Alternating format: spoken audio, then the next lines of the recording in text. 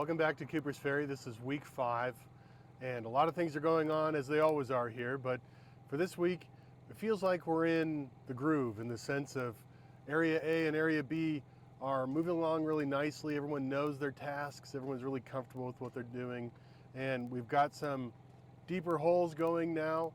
In Area A, you'll see that we have some advanced excavation happening in the northwest corner, which is designed to give us a view that will be able to allow us to see the boundaries between stratigraphic units. As they get deeper, they'll really be able to see what's going on.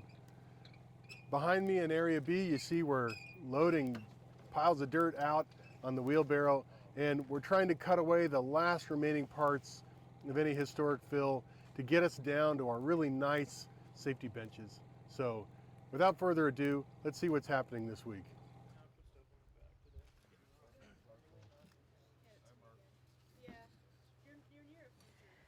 So here behind me I have Unit J. Unit J we're focusing on trying to get down as fast as possible and as deep as possible this year. That way we can get another window into what we're digging into.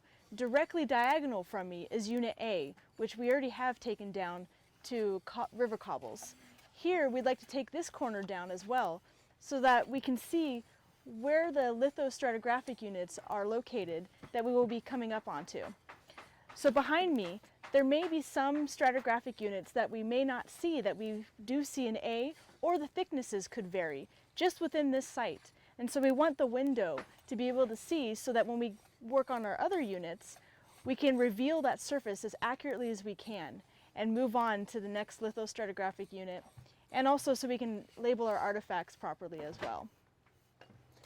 Here at Cooper's Ferry, we use a lot of different technology in our excavation process. We have GoPro cameras that take pictures every 10 seconds throughout the entire excavation.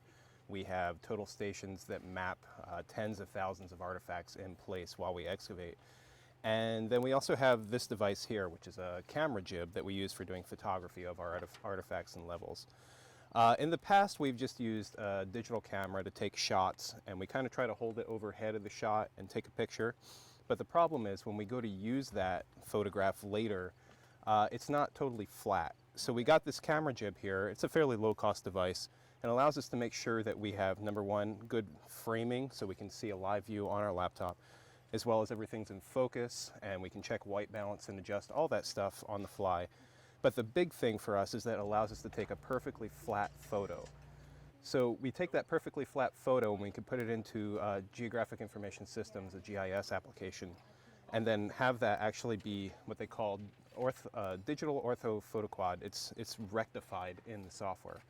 That allows us to have artifacts in there, and we can actually see where the artifacts fall within that photo to then remap spatial distributions and stuff like that.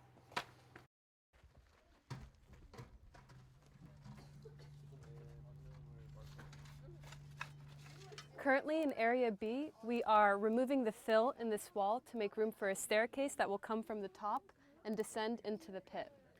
One thing that you notice with the fill is you can be able to tell what it is by the historic artifacts coming out and the marble texture you see in this wall. And we've outlined the area that we want to dig out by lines we've made here in the wall. So this morning in Unit 9, in the top part of level 4, we found a projectile point, which this type is a Cold Springs side notch point. This is probably the most complete point that they have found of this type at this site so far. And as you can see, it's just missing a little bit of the base here, where this other part would have been used to help haft, similar to this. This point probably dates to about 7,000 years ago, and this is made of a chert material as well, which is really common for what we're finding in this area so far.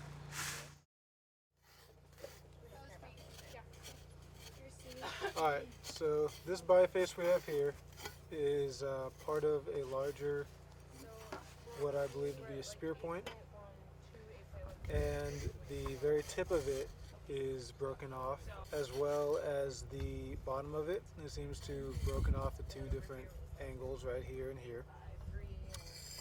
And this could be from several things.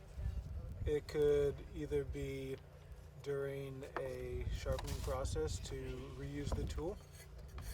or this could have happened in the creation process, because right here there seems to be a nap scar that might signify that this was never actually used, but was near the completion process when they threw it down, just decided to start again.